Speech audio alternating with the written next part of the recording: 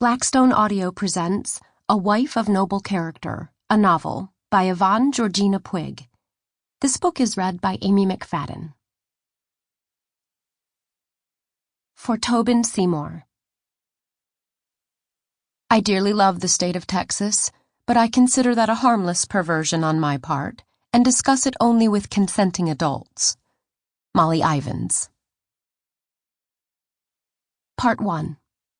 Why must a girl pay so dearly for her last escape from routine?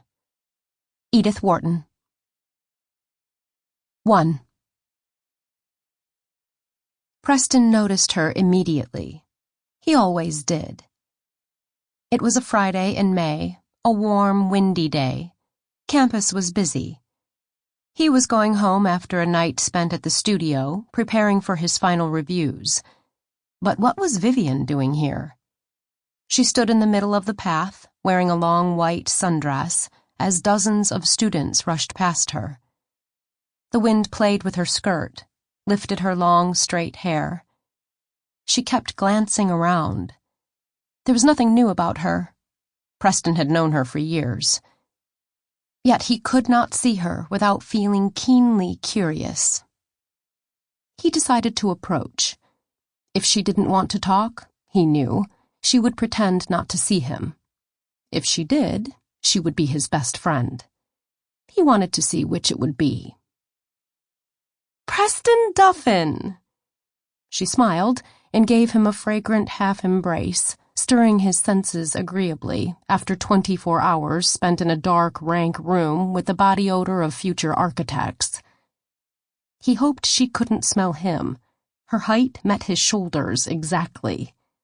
A few underclassmen brushed by and took a second look, probably wondering who she was and why he got to touch her. She stepped back and tucked her pale hair behind her ears. She was carrying a substantial and obviously, even to Preston, expensive white leather purse over her shoulder.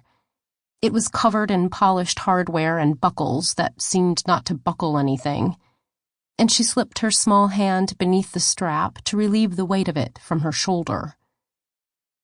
He'd seen her only a few weeks ago, but he'd never seen her so radiant, so bright and unblemished.